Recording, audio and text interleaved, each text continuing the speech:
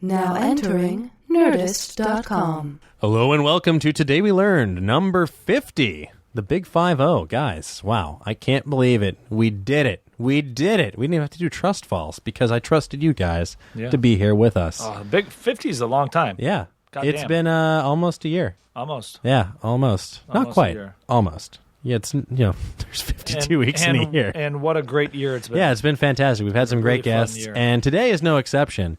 I was not familiar with today's guest going into today, but he lives with you.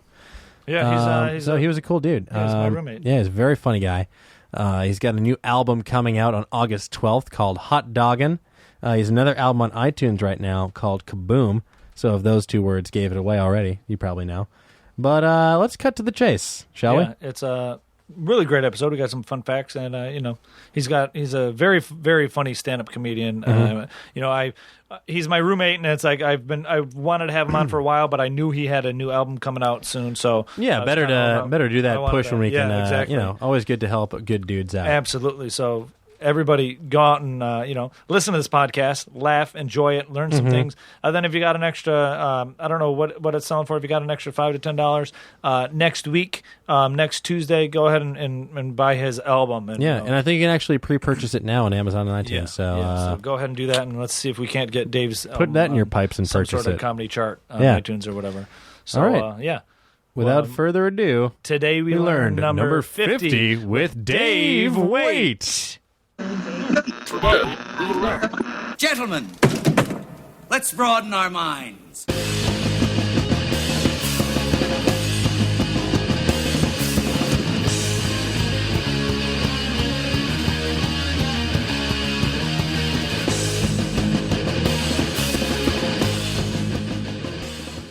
Alrighty, ladies and gentlemen, welcome back to another episode of Today We Learn. Number 50, you guys. Number 50. What is the 50 called? What is that, like the over the hills? I know. V. Yeah. Fifth V. No, it's L. Zero. L. It's L. Whatever. Yeah.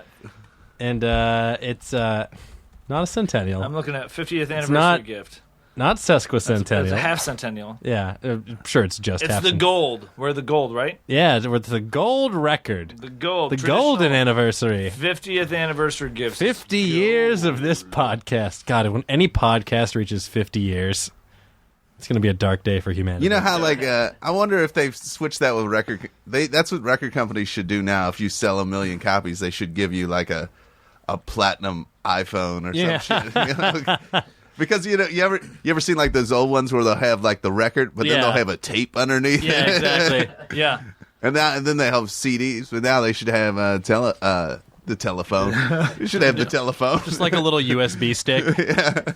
I was reading somewhere that they've actually some rating scales have decreased because nobody sells 1 million. Like, no album sells 1 million anymore or whatever. It's so hard to sell that amount. We haven't had a platinum record in 30 years. Because a platinum is like 10 million, right? I think so. There's just some sad. There's gold is 500,000. No, diamond. Platinum is 1 million, and diamond is 10 million. Yeah. And that doesn't that very rarely happens anymore. I mean, look at the Weird Al CD took number 1 and it only sold like 109 or whatever thousand.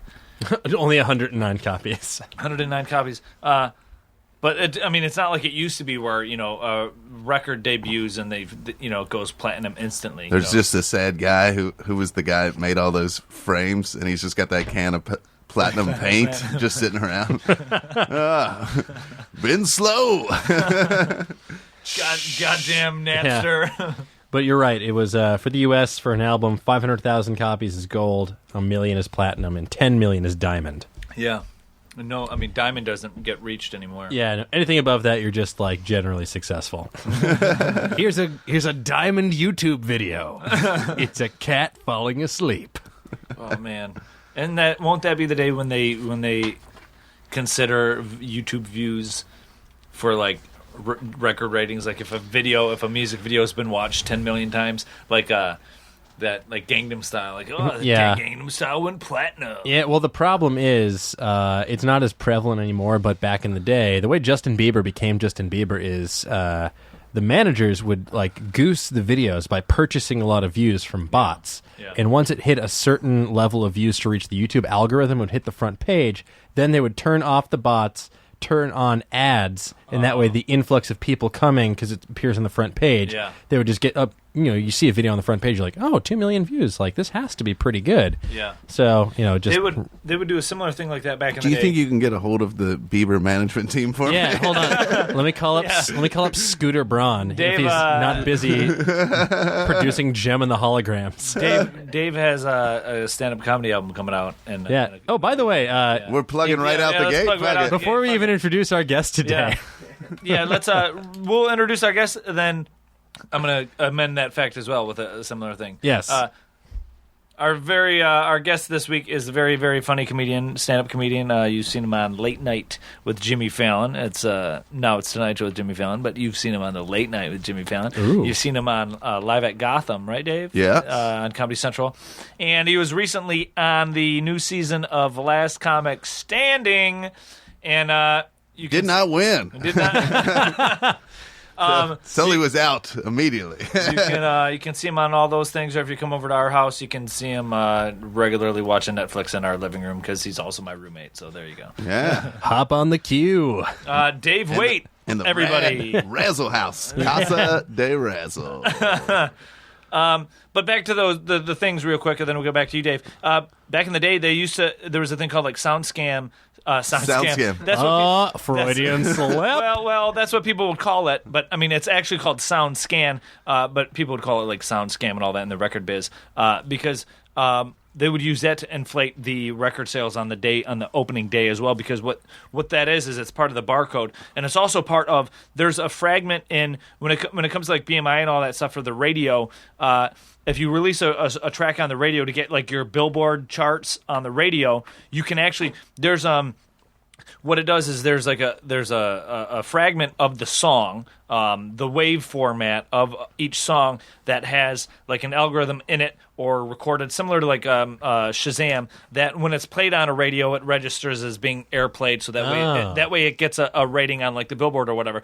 So a lot of music back in the day, years ago, they would figure out somehow what that was, and they would put that in music beds for radio stations, and give them concert tickets and all that. And the payola is illegal, but they would find other ways of getting good ratings and all that, and getting great radio play. And the more radio play you get, the more on the charts it is versus that thing. And then the sound scan thing is it's the barcode on the CDs and all of that. And they would there was ways of getting around. Sometimes they would put the barcode for like the CD on like singles and all of that, and sell it for like $1 or whatever. So then when it's still rung, it still generates as 1 million sells for like Eminem or for NSYNC and all that. So that's a little insight into the scammy record business back in the late 80s and early 90s. There. More like sound scam.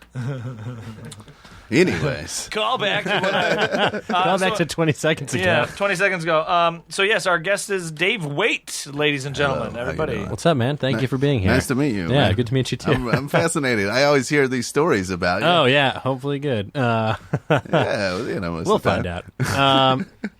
So tell us before we get into the facts. Ooh. Tell us about this comedy album you got coming out. Oh, it's called Hotdoggin. Nice. I'm already on board. I don't want to hear anything more. I recorded in Madison, Wisconsin, and it's about 44 minutes. Nice. Just, I'm loose. I showboat it.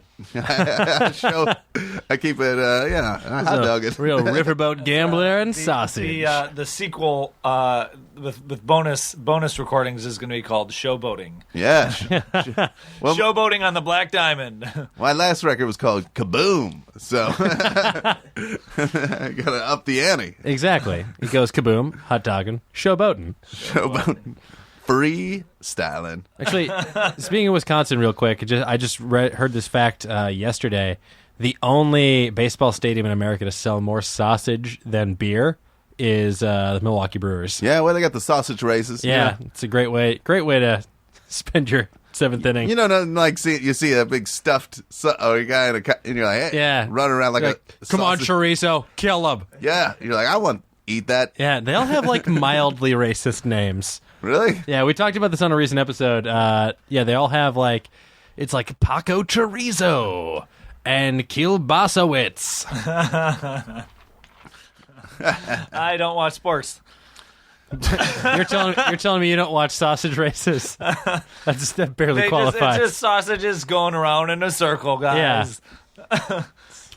So where are you from, man? I grew up in the Boston area. Oh, yeah, one Yeah. of those people. I'm one of those people. The proud, the few, the ones who allow gay marriage Southie? and witch burning. Yeah, fucking Southie kid. No, I grew up just outside the city, a lovely little town called Wakefield.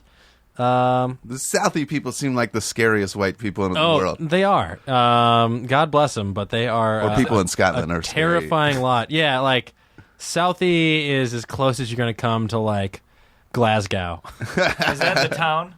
It's South Boston. It's like the nickname for the area of South Boston. Where like in the accordance neighborhood. is the town? The town? It's all over the place. That's in like they filmed in Harvard Square. It takes place in like Charlestown and around Fenway. Did you ever go down there and get in a fight with people? No, I knew better. And I'm like, oh, you just want to beat up people like me. I'm going to avoid that. Dan reads comic books. He's not going into exactly. the. He's not going Professor. Hey guys, I bought the new Avengers. Actually, that's not how Superman got his powers. You look like you can handle yourself. Yeah, well, that appearances. It's all about appearances. I'm like a puffer fish. I just inflate with air and then release needles full of poison. So, Dave, Yes. as I mentioned this morning to you, we like to start off each episode with either the guests providing a fun fact about themselves or something they learned recently. So, what do you got for us today, Dave? Dave? Okay, we'll start with the fact I learned recently. Yeah. I found out the Getty, the Getty Museum? Yeah. They got that big hill. They use goats to eat. They get a team of goats. They hire some goats. I mean, there's probably a guy that wrangles the goats. There's this Freelance goats. It's just, hey, go. Hey, Steven, go get some goats. and then the goats eat up the grass Oh my goodness. on the side of the hill. That's ridiculous. That's Can you imagine that? The smell of like the aroma of a bunch of sweaty goats. yeah. That's amazing. Oh my god. So that's how. Eco-friendly, I guess. There's just a goat agent out there. Yeah. We've mentioned the Getty on the podcast before. The Getty is a museum here in Los Angeles. Yeah, it's really a popular beautiful museum. Right up on a hill. You have to take a tram to get up there. You get Yeah. some of the most amazing views of the Maybe city. you go and there'll be goats there. Yeah, if you're lucky, you go on a good day, you'll see goats You'll feasting see on goats. local wildlife on the side. That's amazing. I feel like I read somewhere else recently that it was like a similar thing. I don't have the facts, but I vaguely remember reading that somebody. It's like they use cattle or goats to keep the grass from overgrowing as well Interesting. at another popular. I mean, place. that makes Another sense. Like, location. may as well graze it down. Yeah. Right on. Speaking of weird animals, I may have mentioned this on the podcast before, but I was at a Aardvark. when I was. What is their deal? Too many A's. I was at this hotel in Coachella Valley, and I Tool back. No. Hey, don't give a shit. I had a great time. And this guy pulls up on a golf cart, and a dog hops off the golf cart next to him. I'm like, oh, that's cute, a nice little dog. And then I noticed like a little crate on the back of the golf cart, and I'm like, what is this? What could be in there? Yeah. And he opens it up and pulls out a freaking falcon. And it just like has it on his wrist, and he's like, away! And it flies up. And so the falcon scares away birds of prey because they have other just like pesky birds because they have a real problem with birds bothering hotel guests on the patio and like stealing their breakfast. And then the dog runs along the edges and scares birds out of the bushes. So it's like a 1-2 effect. So they'd make a really great animated movie. Did he have one of those gloves on? I don't know. I don't remember. I don't think he needed it at that point. He just has like a fucking huge callus on his arm. Speaking of that, there was a thing on ESPN video or whatever, very similar. I don't know if it was baseball or another sports stadium or the FIFA thing for the soccer thing, but there was another thing where there was a falcon or like a hawk or something that was a pet that they would release in the stadium, and it would circle around and scare away all the other birds from swooping in and grabbing like. And here foods I and thought stuff like you that. didn't watch sports. I watched Reddit, and it was on Reddit. Okay. Reddit, the sport unto It itself. was a video on Reddit. It was like an ESPN. I don't know how that works. The Reddit. Basically, it's a bunch of strangers yelling up or down about different pictures on the internet. Yay! Boo! And then then saying really mean things to each other in the comment threads. Yeah. Oh, they just reach new heights of man. just insulting each Oh, other. it's so fun to Yeah. just read some. Of And the somehow I look at the website and I'm like, they just made. How did they make the message board like a fucking website that people want to go to? Yeah, well, it's just like the thing is, it just aggregates all the content from across the web. So it's like, who needs to go to another all these individual sites and find it ourselves? Let other schlubs find it and vote to the top, and I'll just reap the benefits. I mean, I don't want to say anything. I think I don't want to say anything negative about the Reddit. Yeah, about Redditors, be careful. I don't want them to come for me. You want them to upvote your album. Yeah, up it.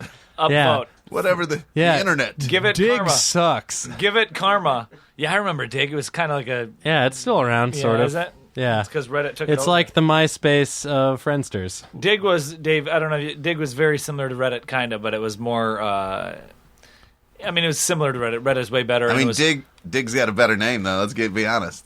That's yeah, up but you for can say debate. you can say I read it on Reddit. Yeah, I don't know, but I like.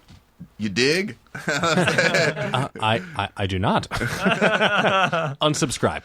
Can y'all dig it? We can dig it. Now, the other thing, the personal fact about Yeah, myself, I won the best looking baby at the county fair. Really? When I was a baby. Oh, it's so cool. Did you get a blue ribbon? I got a plaque somewhere in my parents' Nice. basement. There's a story in the newspaper. I don't know why that's not hanging on your wall right now. Yeah, Dave, why don't we have you that know. on our refrigerator? Like, I would take that to bars with me and be like, Well, the years Hello, haven't been kind to me, ladies. so I don't. who knows? Our babies could be just as hot. It's been all downhill. I peaked right out the gates. Oh, I knew I should have wasted my time being a hot baby. God damn it. That's funny. I don't remember it, obviously, since I was a baby. But, well, hopefully. What does that say to the other parents? Like how oh, your kids aren't nearly as pretty as this kid. I remember having a crush on the girl who won in second or third grade because I knew she was the other baby, Oh, and I was like, maybe like we're just part of a master race of sexy babies. I was like maybe that girl was like third grade. Yeah. You don't have a lot of game in third Yeah, grade. exactly. If you do, then something's up. Like you're like that kid from Wet Hot American Summer. Oh man, yeah, that's funny. I did not know that. Yeah. I lived with the cutest Kitten baby. County, Yeah, Kitten County, and that's a the tough county for babies. Commonwealth of Kentucky. Sounds like Nice. it sounds like a movie, like the cutest baby from Kenton County. Next on Disney Channel, That's like a or like a play. Yeah. A play in 3 parts. A southern drama. A family torn apart by affair. And a mistress. Yeah, a fair and a mistress. Got to get that pun in there. Zing. That's funny. That's cool. I did not know that, Dave. Yeah, well, you told me to bring some facts. Yeah, and I did. I did my job. Here's some facts. Here's a couple facts. I'll just bring this up since it's kind of like Comic-Con wasn't too long ago. Dave, everybody here, aside from Dave, went to Comic-Con. But anyways, people listening know about Comic-Con or whatever. Long story short, there's parties at Comic-Con and like industry parties and stuff like that for like movies promoting things or whatever. And there was a party, Crave Online. Crave I Online, always yeah. confuse them. I didn't go to it. It was too far away, so Yeah. I don't care. I'll Yeah, it was on a battleship. an and- aircraft carrier or yeah, a battleship. exactly. It's the same thing, right? Slightly different. I think aircraft carrier is larger. Okay. A battleship is a smaller, Sure. sleeker craft Well, then- designed for doing naval warfare. Okay, well then we'll say it was on a battleship. So this is still a segue into these facts that Yeah, I got no, coming I- up. But MGMT played at this party, and I almost went.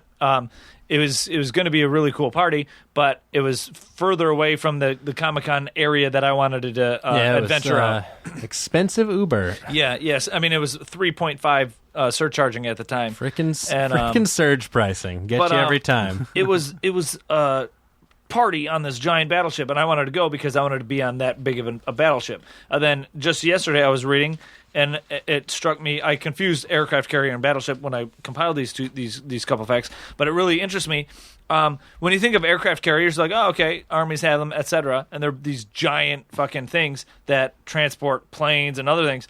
There are only 20 aircraft carriers in the world currently in service. So out of every nation out there with armies and militaries, there are only 20 current in-service aircraft carriers, and the United States has 10 of them. Wow. India and Italy both have 2. Then China, Spain, France, Russia, Brazil, and Thailand all have 1. Thailand, what are you doing with an aircraft carrier? Did you just find it? Yeah, like, hey, we find it. We're going to tie it up on the coast over here. Quick, nobody tell anyone that we have it. I'm surprised the Russians don't have more. Don't you? Yeah, no, they're like, we'll just take it when we need it. You hold on to it for us. You pay the taxes. I mean, and these are the ones currently in service, so who knows if they're stealing or building anymore? Who knows what's coming out of those weird-ass holes in Siberia? Russian supercarriers. But I thought that was interesting because you kind of don't really think about that. You think of, like, militaries and, all the billions that are spent on warfare, but, I mean, these giant, monstrous seafaring vessels, there's only 20 in the world currently in service. Yeah. Yeah, I mean, I don't know how, necessary they are, really. I don't know. Yeah, I mean, there's air bases everywhere, and those jets can fly so far. And exactly, all that shit. Yeah, they're kind of becoming pointless now. Increasingly unnecessary, except for in last-ditch sci-fi scenarios. Yeah. Yeah, because I mean, jets now, like Dave, you bring up a good point. They can go really fucking far. Yeah, and there's bases like the United States has bases in every country that don't want us. I mean, and you have like the level. You have to be like extremely good to land a fucking jet on one of those things, right? Yeah, it's super hard. Super hard. If Top Gun is to be believed, which I think it is. I think so. Yeah. So, fun fact about Top Gun. Go on. The dude who was playing Goose in that crash scene when Goose had to eject actually died. In the movie? Yeah. In the movie, the dude who was playing Goose in Top Gun, who was pretending to he was either Goose's stunt double or he was like the in-flight camera guy filming that scene or whatever. He actually died filming that scene where Goose died because spoiler alert, if you haven't seen Top Gun, Goose dies. Yeah, I was reading about that the other day. Yeah, there was like a big lawsuit or something like that. Because I read about Top Gun trivia all the time. Yeah. Every day. Yeah, and I think they actually, Art, we'll give him, he's supposedly credited in Top Gun as well. Arthur Everett Scholl was an American aerobatic pilot, aerial cameraman, flight instructor, and educator based in Southern California. He died during filming of Top Gun when his Pitt S2 camera plane never recovered from a flat spin and plunged into the Pacific Ocean. Yikes, they didn't recover his body or his aircraft. That's horrifying. Did they recover the footage at least? Yikes. I don't know. The cloud was not a thing back then. Yeah. That's a bummer. Yeah, well, R.I.P. Mr. Scholl. Arthur Scholl. Way to bring it down. Yeah. So, happy news. Yeah. Yeah. So let's talk about Vegemite. Yeah, It's not just a lyric in the Men at Work song? Nope, not anymore. Was it Men at Work? Vegemite sandwich? Yeah. Yeah, they're Down under. They're from Australia. Down under, okay. Yeah. For some reason I was thinking it was flock of seagulls. Yeah. I mean, that line makes this Vegemite, you're like, I would like to try that. And then you talk to anybody, they're like, that's the worst thing they've ever heard. I will. I mean, I was saying earlier, I enjoy Vegemite. I will go on the record saying I enjoy Vegemite. I don't want a lot of it. I'm not going to eat it all the time. But now, what's it taste like? It's just kind of like a little salty. It's kind of like a tapenade or something. Like what? Like olive tapenade, like that olive spread. Okay. You answered it with another thing I didn't know. Yeah. Basically, okay. It's like it's a dark brown Australian food paste. What the fuck? Goddamn. A dark brown Australian food paste. That sounds appetizing. Made from leftover brewer's yeast extract with various vegetable and spice additives. Yeah, it has kind of like a salty, savory taste. Usually goes good on a little bit of bread. I'm not doing a good job of selling Here's this. the deal. I've never had it. I'm reading everything. I mean, I have exactly what Dan's reading in front of me, but I want to hear him try and dig himself out of this hole because he was saying how delicious it was. Yeah, I'm not saying it's the most delicious. I'm saying other people are wrong and stupid, and they have dumb taste buds, and they're wrong. Here's what's interesting. Here, like Vegemite and Nutella are kind of the same thing to me. Is I've never had either. They are so different. It's like a chocolate. Yeah, but I've never had either, is what I'm saying. And they're popular in New Zealand, and the only reason I know about New Zealand is because I had a roommate that lived there, and you need New Zealand to win Risk. Nutella is popular. Have you ever spoken to a white American female? Then you've met someone with whom Nutella is very popular. Nutella's huge over here. Yeah, people crave it. It's like there's a weird cult around Nutella. People love Nutella. My roommates, they used and this was in New York, they used Nutella for this thing called a firecracker. What is that? It was like graham crackers, and then somehow you put the weed in the Nutella, and then you heat it up for exactly 23 minutes, and then you eat it, and then you get blasted. Somehow I knew weed was going to be involved. My friend actually showed me a website recently. He gets his drugs delivered via a company in Los Angeles, and they have medicated peanut butter and medicated Nutella. And I was like, well, that is dangerous. But anyway, back to this savory, dark brown Australian food paste. I love how it was exactly 23 minutes, like the length of a Seinfeld episode. If you do 24 minutes, God help you. Well, it's because they're probably stoned already. Yeah. So they were very, very scientific about it. Well, one roommate, he was like, he knew chemistry. I think he studied it. So he also made this thing called the Green Dragon, where it was some sort of weed extract. They would make it, and then they would put it in a Diet Coke, and they would get real high. Oh, my God. What's wrong with just smoking? That's amazing. It's so complex. Anyway. That's amazing. Yeah. Back to Vegemite. Back to Vegemite. I guess so. So why didn't it catch on here? So many reasons. So many reasons.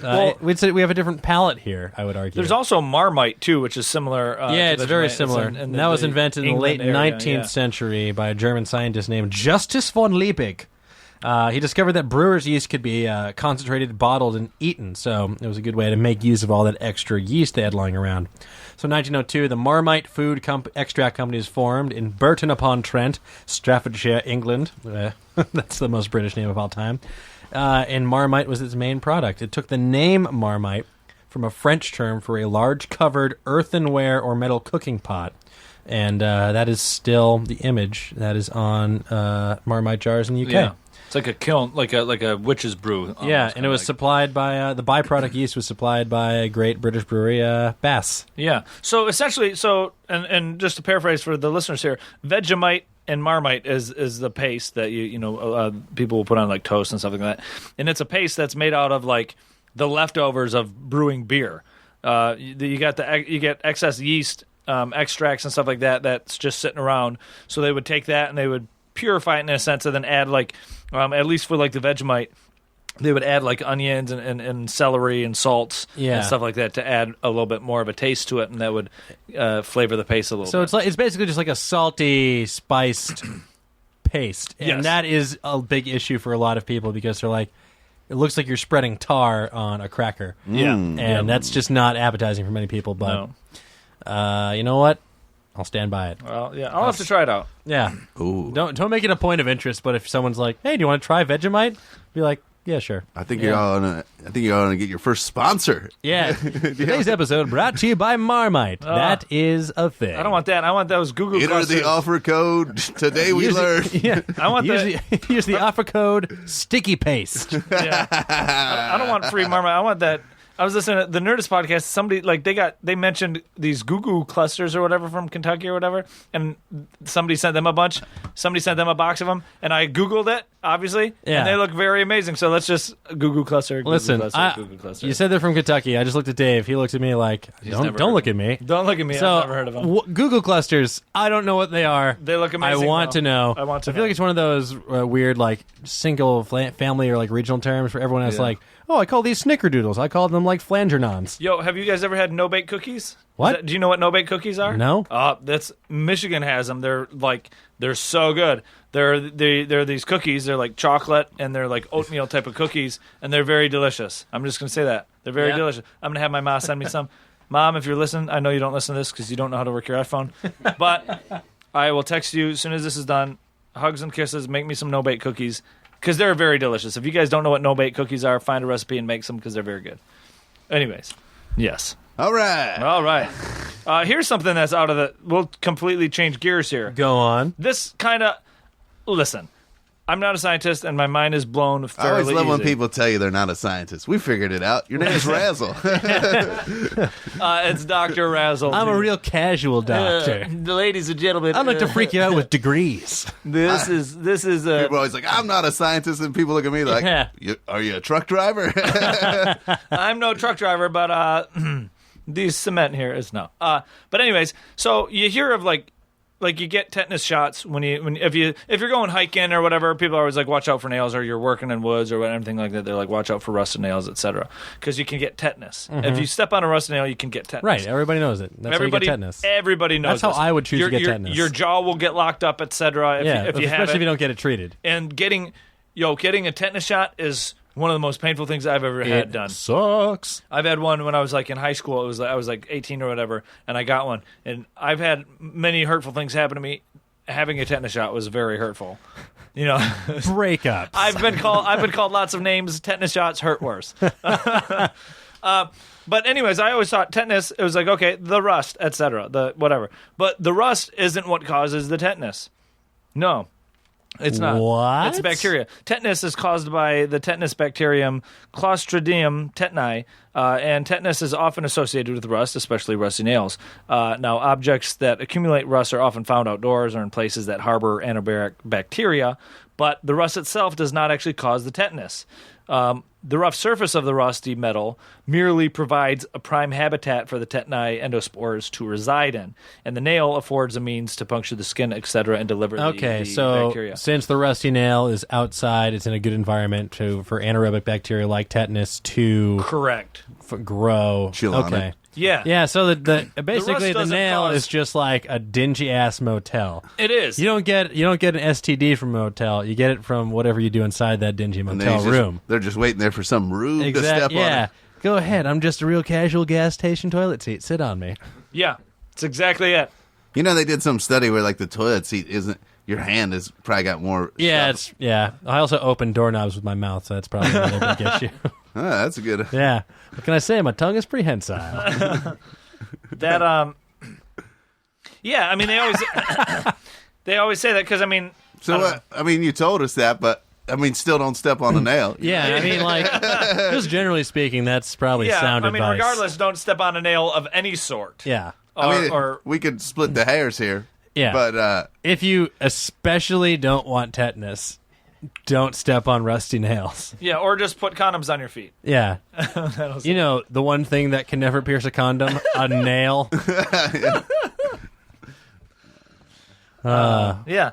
So that was I mean, everything strikes me as interesting on the show, obviously, but I always thought it was like the rust, like the flakes or the you know, whatever deteriorates the nail, whatever acid that is that causes the rust on the metal, I attributed that to getting in your bloodstream and causing tetanus, but it's actually just the bacteria. Yeah, well, it's a funny thing you mentioned about bacteria being on your hands, because we're going to talk about the origins of liquid soap. Oh, please what an tell us about this fact. Subject. Nice lead-in. Thank you. Segways. So soft soap, or liquid soap. Soft soap is the trade name of Colgate-Palmolive's liquid hand soap and body wash.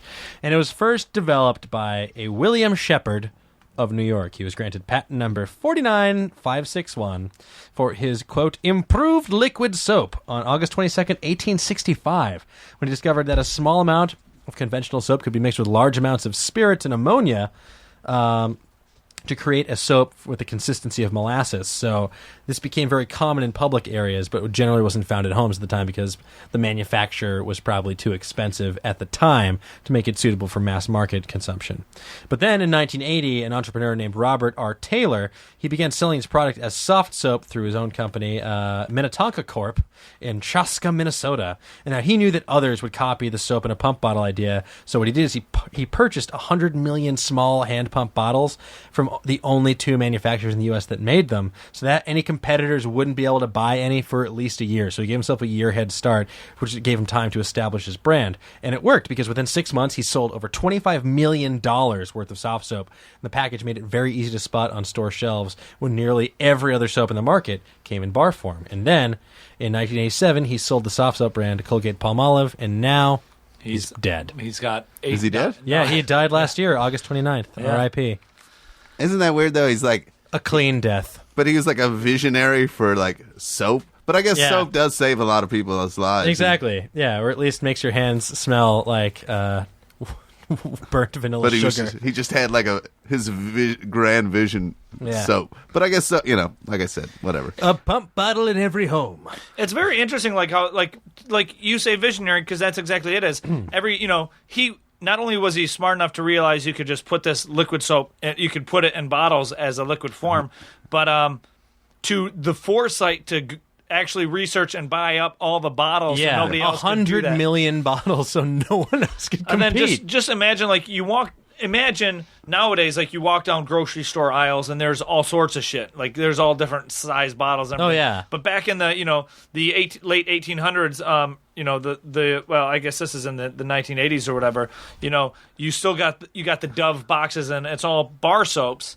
And then all of a sudden there's like bottles sitting there. Oh, you ma- That's, you know what I mean? what's Like, this? Can you imagine getting that call at the bottle factory? They're Yeah. just like, hello, how many? Get the fuck out of here. We won't be able to make any more for at least a year. Is this Kevin? Kevin, are you putting this on? Oh, my goodness. I'm going on vacation. We're eating dinner tonight. Oh, we saved another bottle factory. Honey, make reservations at Ruth's Chris. The bottle factory sold goes out. through Chris after that. We're sold out for... I'm going to have surf and turf. But yeah, I mean, I prefer... The I soap like bottle magnet. You see that bottle there? That man there, that's Johnny Bottles, richest man in this village. He's the heir to the soft soap fortune. Well, I would venture so far as to say that soap, those bottles, sold like hotcakes. Now, Well, the question remains, where does that phrase come from?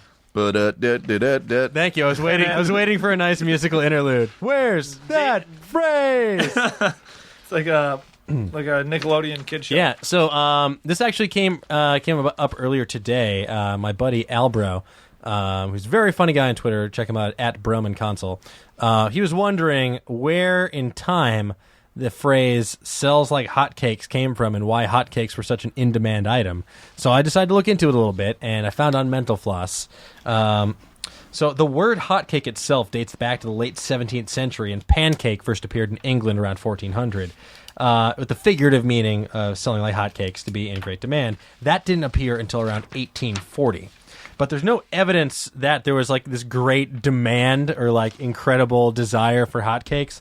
It was just something that most etymologists, they're pretty stumped as to the exact origin, but hotcakes, pancakes are something that were usually sold at like church fairs and like socials and just like local community events.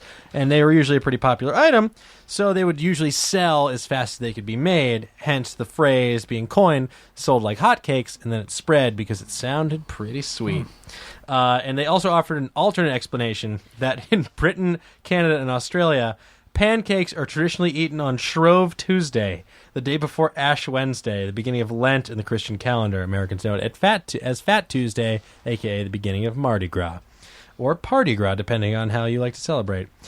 Because it's an occasion where you use up all the fat, butter, and every other ingredients that people are going to try to like not eat during Lent. So like during Lent you give up something like hotcakes, for example.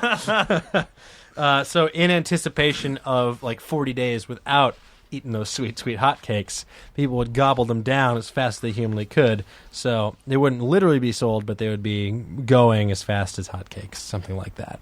Yeah. So I'm going to go with the former on that one. Nice try, Britain, Australia, and Canada. But I'm just going to go with the fact that pancakes are just universally beloved since at least the 1400s. Speaking of food here, we got that's very interesting.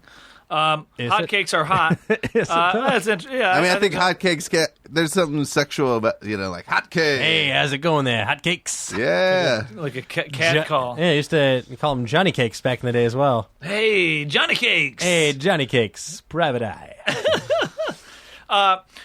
You would say, like, if you had a buffet and there were like hot cakes and there were all sorts of food, you would say, oh, that's like a smorgasbord. Right? I would say this is a veritable smorgasbord. Now, first off, where's the word smorgasbord from? Smorgasbord, I believe, is German. Smorgasbord. Is it from the Swedish chef? I'll tell you right now. First off, I always thought it was smorgasbord, like the Borgs from Star Trek, but it's actually board, a smorgasbord. And believe it or not, here's a fun fact. It is Swedish. You were right. And smorgasbord. In order, while Dan has more facts about smorgasbord, here's a little bit of a trivia. In order for something to be technically considered a smorgasbord of food, it needs to contain both hot and cold dishes. So if a buffet only has like warm things, it's not technically a smorgasbord because it needs to also have cold things. Is he really saying it right? No, smorgasbord. Smorgasbord. You can Smorgasbord. add whatever. It's comprised of two words. It's a portmanteau, so it's Swedish, comprised of the word smorgas, which is an open-faced sandwich, and board, which is table. So it's like a table of like open-faced ingredients, essentially. You can break that down even further. Smor is like butter or smear. Gas is goose, but later gas is goose, but later referred to the small pieces of butter that formed and floated to the surface of cream when it was churned. What the hell, Wikipedia? Like the English language, the reason, like, besides our own arrogance and Britain's arrogance, it's the language that will just take all the other words. Other languages, they're done. You can't add new words in it. For real. And then the English language is like, put it in there. Bootylicious. Yeah. That's a word. Twerk. It's ever evolving. And also, it doesn't worry about the gender of whoever the fuck. So it's it's easier to, than these other languages. Exactly. Yeah, we have no gendered verbs and all that to worry about, conjugation-wise. Like smorgasbord fucking shouldn't be in our fucking language, but we're like, I believe that smorgasbords are unisex, so okay, have no fear. Okay, Dave. You are. All right, Dave. Challenge accepted. What would you call if you're not going to say, oh, it's a smorgasbord? What would you call it? What would I call it? Yeah. Hey, a lot of shit. Hey, we got a lot of shit for breakfast. Hey guys, we got a lot of. I would probably call it a buffet. A buffet. Look at this spread. Yeah, check out this. It's a nice paste. Sweet spread.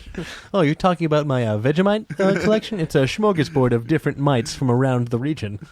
It's definitely interesting how, like, exactly that is, like, every year, like, the dictionaries will be like, oh, we're adding this word. Because it's like, if you say a word long enough, it becomes part of the lexicon. Yeah, selfie. Selfie. But it's also interesting. Selfie. It's also interesting because I'd be curious to know of, let's say the last 50 words that got added into the dictionaries that were because they were popular lexicons, how many of those actually retain? Like, do people still say bootylicious? Do people still say, church or whatever, like Snoop Dogg, like over the last 10 years, do the newer words hold up versus the old, like the actual real words, or do they just throw them in there for PR? Well, I mean, it depends on context, because I use bootylicious fairly frequently because I'm constantly not ready for this jelly. But I think other ones like truthiness, I don't think that really holds up because, that whole like meme, as it were, passed. It faded out from the zeitgeist. So. But any like new internet words are definitely words that we still use, or using, and that if you went back in time before like 1992 and said any word about the internet, people would be like, "What the fuck are you talking about?" True. Yeah, like Wi-Fi or like streaming. or the internet. Exactly. Well, it's interesting. Certain words have deeper origins than we expect, like internet words in particular. Case in point, meme. Yeah. Like, that seems like a modern concept, but it's been around in one form or another for a long time. It's a shortened form of Greek word, but it was like really coined into the modern lexicon by Richard Dawkins in like 1976 or something. So, is that the guy, the atheist dude? Yeah. He's like, there is no God. I'm British. Also, here's a meme of Gordy Sorty of that Ermagerd. Here's a meme of a cat. Smorgasbord. While we're talking about words here, here's the thing. Here's a phrase. Everybody, you guys, Dave, you've heard of like the whole kit and caboodle, right? You've heard that phrase, right? You don't shut up about the caboodle. He everything but the kitchen sink. The whole kit and caboodle. Yeah. I've heard that. The caboodle actually means the entire group of something. Caboodle in itself means the entire group of something. So if you're saying the entire kit and caboodle, like the phrase is, the kit and caboodle, that's redundant because the caboodle is already everything there. Jeez. But what the fuck is a caboodle? Yeah. I think it's What's something... a kit? Caboodle, it's something you get from an ATM machine. Is it like a cab where you keep noodles? Yeah. It's a cabinet It's a full of cabinet noodle, yeah. Cabinet noodle. It's like the smorgasbord. It's a square-shaped noodle. There's something. What's the origin of caboodle? Because if caboodle means the entire group of something, Is it in reference to Kabbalah? I hope not. Those Jewish magicians, they've done it again. First You known go use. to Kabbalah and you have some caboodle noodles. First known use is 1848, apparently. I don't see a word like splitting up the origins of the word. Do you interlay like Jeopardy music every once in a while when you're like, We just let it happen. We should. just you throw a track underneath all the. Well, I'm on Wiktionary, and it's saying the etymology. What the fuck is Wiktionary? It's a dictionary. It's like an open source dictionary. Oh, There's okay. fucking wiki everything now. They're saying it's U.S. slang originally from the mid-19th century, and it's actually thought to be from kit and boodle. So it's a kit and caboodle is doubly redundant because caboodle is in and of itself potentially a portmanteau of kit and boodle. The whole boodle was from the 1830s. The whole caboodle was 1848. I'm also looking here for boodle. Explain what the fuck it is. Well, bro. boodle. It's just a collection of stuff. Boodle is etymology. I can never say this fucking goddamn word right. But boodle is supposedly Dutch. Boedel, and it means money, and especially when acquired or spent illegally or improperly, swag, according to this. And then, Swag. And then for the U.S. dialect, for boodle, the second definition for the Dutch word of boodle is the whole collection or lot, also known as caboodle. So See, that's a Dutch word. See, we're just like. We just steal anything. Hey, we'll take your word, bro. Yeah, then we'll change take it. your words. We are appropriating culture and making it better. Welcome to America. I know that's what people they get bent out of shape about all the Spanish stuff, and I'm like, we're just going to take their word. We already do. I know. Look what we did to quesaritos. Taco Bell, making Mexico better one day at a time. Yeah, I mean, America is. Yeah, I love how we say America, which America is more than just the United States. Like we'll call the United States like America in itself, but America is actually comprised of Canada. It's comprised of Mexico. That's when you do the Americas. Yeah, because you have North America, Central America, South America, but we're the only then you have South country America. With America in the name. Correct, so. But it's the United States of America, meaning there's North America and South America. So it's just the United States of America. Now, if Canada got their states united and called them states, we'd have to figure something out because they'd also be United States. Yeah, well, it's just like America. China. You wouldn't just call it, the People's Republic. It's the People's Republic. Yeah. It's China. Yeah, you call it China. It's fucking China. Then you call it Canada, even though it's part of. But sometimes you're like USA. So exactly. We're real United loose States. with everything. Yeah, you know who we are. You'll know. Say us. Welcome to America or Team America, but it really should be Team United States of America. Hashtag USA. Hashtag swag. Hashtag swag tag boodle. I guess here's something. I guess while we're talking about nations, Go on. here's a little bit of the London Zoo. The phrase aquarium derives from the London Zoo. The London Zoo was actually technically invented the phrase aquarium. There has been an aquarium at the London Zoo since 1853. The London Zoo's first aquarium was also the world's first public aquarium. Now, the word aquarium also originates at the London Zoo. Beforehand, the term for a fish enclosure, which was the aquatic vivarium. Now, basically, it's aquarium. The phrase aquarium was originated at the London Zoo, and the London Zoo also has the world's oldest Panda. the world's oldest Reginald public aquarium as well. Bambooing.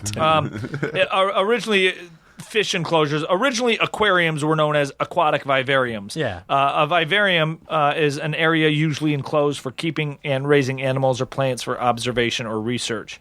Often a portion of the ecosystem for the vivarium, particularly species, is on a smaller so scale. basically what you know is an exhibit, if you were trying to Latinize it a little bit. Yes. It would be a vivarium. Correct. And aquarium is just a portmanteau of those. Correct. Yep. You go to a zoo and that's a vivarium. Yeah. You go to I want to see the monkey house. Yeah. That's the London Zoo has the oldest aquarium, and it originated the word aquarium. Cool. I've never been to the London Zoo, but I will say, if anyone listening out there, the coolest aquarium I've ever been to is in Osaka, Japan. It's like 7 or 8 stories tall. Place drop. Yep, that's right.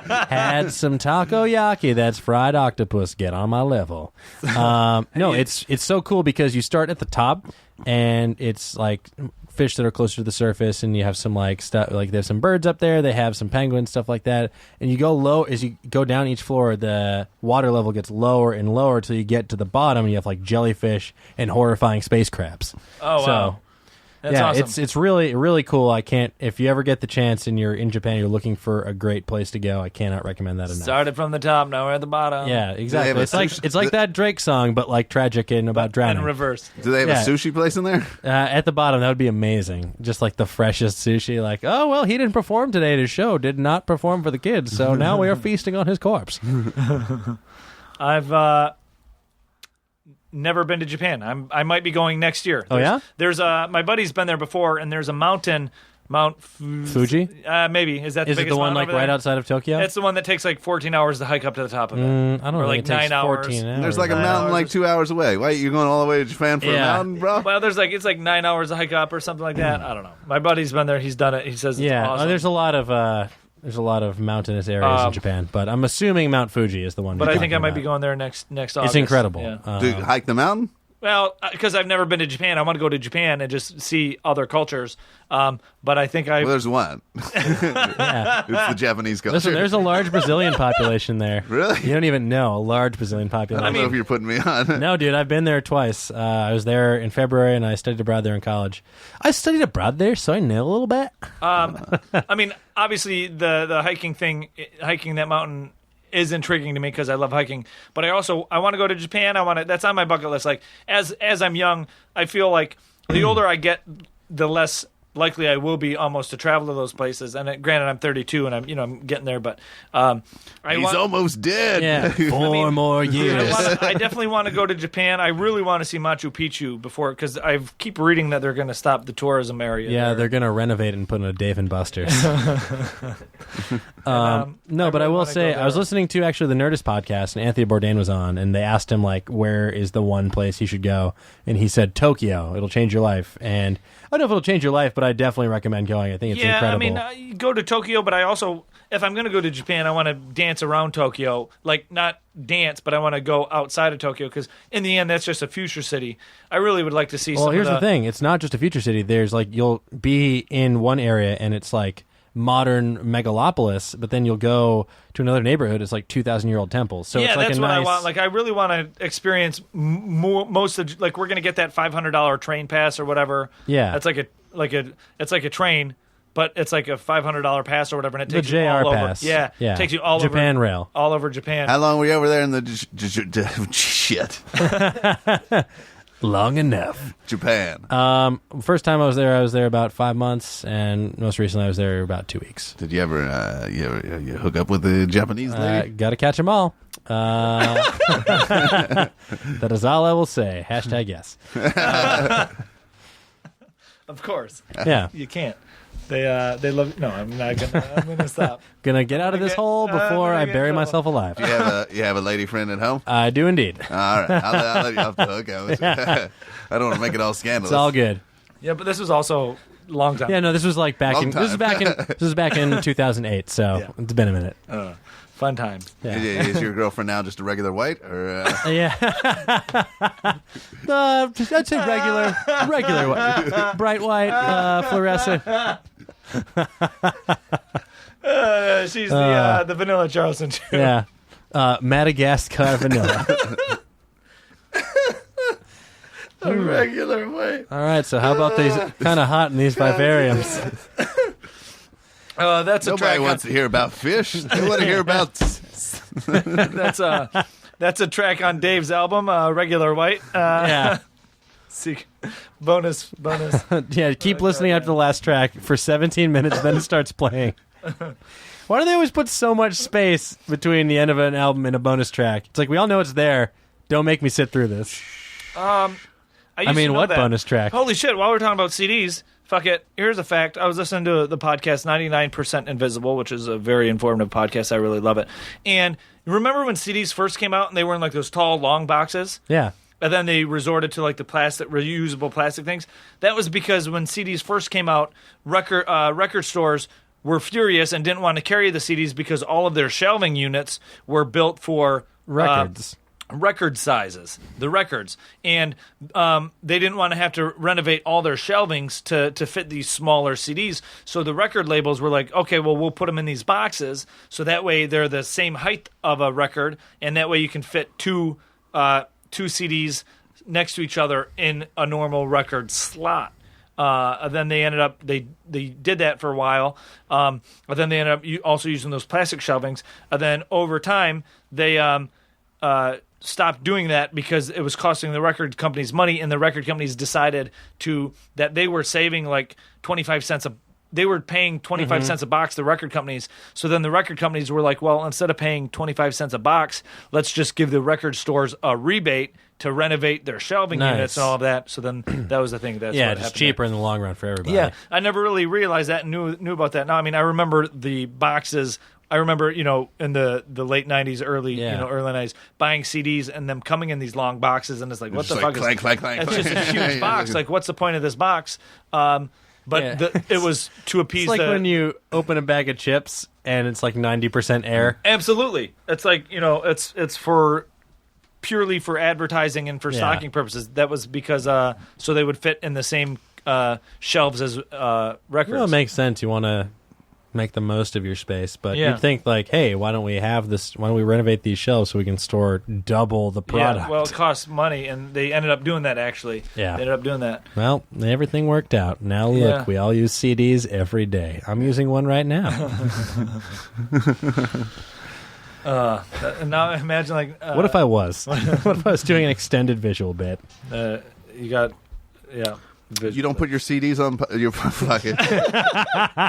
You don't put your podcast on CDs. Yeah, I press a limited amount and I go outside, usually nightclubs, and I'm just like, bro, buy my mixtape, buy my mixtape. Hey, take this for man, free. it's free. You gonna walk away like that? You're not gonna pay me $5? They always make you feel so bad when you take it. Finally, You just don't never put it in your hand. yeah, no, I just like you smack it out of their hand. They also I just get don't pissed. touch it. Never break stride. Yeah. Never make eye contact. No. Yeah, although No. one time I accidentally got guilted into buying one, and it was the worst fucking album I've ever heard. It was uniquely terrible. So sorry, nameless Boston area rapper. I can't believe a record company hasn't came up with that fake backstory. Yeah, right? Oh, I was just, my nephew, it wouldn't be the record executive. He's Exactly. too crusty, but his nephew was walking through Times Square, Yeah. and the guy made him buy the CD, and he was like, "This is amazing," and then now they're on that's how- Letterman. Yeah. I mean, they sort of have that. That was like 50 Cent's backstory. He's like selling his mixtapes out of the back of his like car trunk. Yeah. Then he got shot 9 times, and now he is made of vitamin water. He's made of my Yeah. God damn, I'll He tell you just what, dissolved his body as- into vitamin water. As interesting as 50 Cent is, his first album, I fucking loved it. Yeah. 50 Cent was I'm really talented dude. He got rich, but then he died I trying. respect the fuck out of the dude as a businessman because now not only he was smart enough to take his first album money and buy a portion of vitamin water, which was genius because now that gave him billions of dollars. Yeah. And also, what else does he want to do? He's like 50 Cent's kind of like the Steve Martin of like hip hop. Do you know what I mean? But all those rappers, it's like a rapper was like, rapping is just a side product of being a business. Yeah, but some rappers spend all their money on fucking looking rich. But and it's being like, a rapper. imagine if rock and roll was. I mean, some rock and roll guys have gotten out of their business, but imagine like, hey, that guy rock so hard he's got his own corporation. Yeah. Gene Simmons owns a lot of shit. Gene Simmons, here's the thing. But he's a douche. Yeah. I'm sure the same could have been said for a while about Fitty. Yeah. I mean, who do you want to hang out with? You want to hang out with Ace Frehley, or do you want to fucking hang out with Gene Simmons? I want to fucking hang out with Ace, who's a fucking wild card, or I go over and watch Gene count his money all day. But if you hang out with Ace Frehley, you're going to be the one picking up the bill. Yeah. Probably. Excuse me, Ace Frehley has a very successful Etsy store. Does he? I don't He know. makes friendship bracelets. He makes Starman friendship bracelets. He makes his own candles. that he has to license from. But Gene Simmons is such a maniac. There's no. Yeah. I don't want to get in some Twitter war with him. But I Hell guess- no. But 50 Cent, he's like, and then he's got all this money, and he wants to act. So what does he do? He produces all these movies, and like they start like Bruce Willis and shit. Like they'll pay, like he'll fund these movies, and because he wants to be an actor, and he'll get good actual actors to work. He's like Tyler Perry without a vision. Yeah, I mean, I respect the hell out of him for doing Yeah. it though. Whereas you take, Ludacris can actually act, he's doing that, but then you take all these other hip hoppers, and it's like they go bankrupt. Or like DMX, you like Now like, DMX is just relegated to screaming on theme park rides. Yeah, impersonates police officers behind airports and gets arrested. Is that what he actually. did? Yeah, a long time ago. Oh, he did that. DMX, what are you doing? Yeah, what you want? I remember one time, I may be misremembering this, but I remember reading that one time T.I. got arrested because he was trying to buy a machine gun in the parking lot of a Walmart. Why didn't you just go inside? I know. Hey, all right. He didn't want to buy them in bulk. I just want one. It's probably one of those things where he's like about to walk inside. This guy rolls by in a van like, yo, man, you want a good deal on a machine gun or speakers? They both fall out the back of this truck. All they got is pink machine guns Yeah. inside. You don't want to get one with the Animaniacs on it. That's so funny. Yeah. Right on. Yeah. Well, That's so funny. Right on. Totally. I say, here's the deal. Our listeners know. I mean, the few listeners we have know the things I say a lot. I'm not a scientist. Peanut butter, Batman, and You that's just got to funny. bump up that and That's funny. get your merch going. Yeah, right? Funny. Wait until we unveil here's the thing. T-shirts. Well, I'll be honest. I doubt anybody out there would buy shirts. I maybe they would, People maybe they love wouldn't. buying shirts. yeah. Maybe they would, maybe they wouldn't. Our fans, listen. Our fans are awesome. Like Yeah, our no, they're friends, super rad. They're very rad. They listen. They keep us in the charts, and they tweet at us on occasion. And Maybe a mug. we appreciate the fuck out of them. People and, love mugs. We love them, and we love them dearly. And Nerdist recently mentioned that they're getting a store going or whatever. Yeah, And- there's going to be a store coming. yeah. And Dan said something the other day, a few podcasts ago, that I thought actually could be kind of like a funny shirt. The "Learn Down for What?" You said that. Oh, I thought that would be actually kind of funny on a shirt. "Learn Down for What?" Yeah. Like almost like a I don't know what it would look like, but I thought that would be kind of neat for on a shirt or not. So if you think that'd be funny on a shirt, or if you guys You would should be make your wanting shirts or Twitter whatever. people. Yeah, exactly. If you guys have any ideas know. for merch Yeah, that let's you don't fucking- mind us open sourcing and or stealing Yeah, directly, tweet it at us at Yeah. TWL Podcast. Absolutely, what Dan said. Yeah. Yeah. So we're approaching our time. Dave, we really appreciate you Yeah, thanks for coming on the coming, show. dude. Oh yeah, man. And where can people find you so- on the World so- Wide Web? Dave's got he's a very, very funny stand-up comedian. Where can I've they seen him multiple purchase times. Hotdoggin? Sell yourself, whore yourself out. Yeah, tell everybody about yourself. Oh, wait, put it like that. Yeah. Dave Waite Comedy. That's for .com, and the Twitter is the same. And then I'm on Facebook, and yeah, my record will be out August 12th. But you can I don't know when this is coming out. This will be coming out this coming Monday, so that is the August 4th. But you're going to pre-order it on Amazon and iTunes, so Nice. you can pre-order it there. And, and then I got the other record. And Sweet. So buy Kaboom now while you wait for... Or you can buy Hotdoggin, and then when the internet says it's released, then it'll come in your phone. Well, no, I meant like while you're waiting for it to unlock. Buy them both. Yeah, unlock it. I don't know. Pre-purchase, pre-download, and then you'll finally be able to listen to the tracks. And then, you if you buy it, then Twitter me and be like, I'm a hot dog. And then that's what... Use hashtag I'm a hot dog. If you can't fit that, I'm a hot D. Or H dog. We'll know. We'll know what you're talking about. It's all part of my marketing campaign. I'm a hot dog. It's all about your personal hashtag brand. It works. Speaking of brands, we are also on Twitter. Yes. You can find me there at Osteoferocious. Ooh. You can also find me on Twitter at my name is Razzle2. And if you want to talk to the podcast directly, that corporate entity, it's still a person, you can find us at TWL Podcast. We're also on Gmail, twlpodcast@gmail.com. We're on Facebook, Today We Learned with Razzle and Dan. Yeah. Actually, I realized this the other day, Dan. Yeah. I was getting our business cards printed up and everything for Comic-Con and all of that. And our email is not actually twlpodcast@gmail. Have I been lying to everyone this whole time? We've been lying to everybody this whole time. hachi-machi. The one associated with the Twitter account is, I believe, Today We Learned Cast at gmail.com, but I couldn't remember the password to that, so I started one that would be easier to remember for everybody. You can send us a Gmail at todaywelearnedpodcast Okay. at gmail.com. So that's a fact. That's It's a fact. not TWL Podcast. It is. That blew my mind. Today We Learned Podcast? Today We Learned Podcast at Okay. gmail.com. So the emails have just been going out Yeah. into the ether? No one... We haven't gotten... Listen, you probably got a reply from my pal, the Mailer Demon. Holy shit! I was like, because I was getting these, I was making these cards, and I'm like, all right, fuck, I should put I originally was going to put both of our emails on there, and I'm like, maybe I don't want these. Yeah, just exactly. all these strangers. You that want like a come nice press these emails.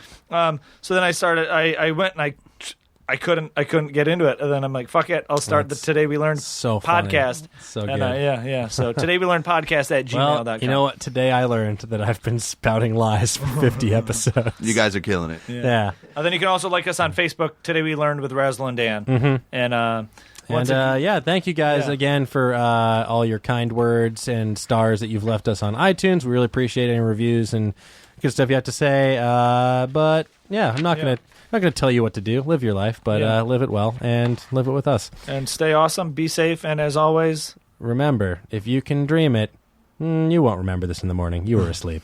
All right. All right, thanks guys. Thanks, safe. Bye.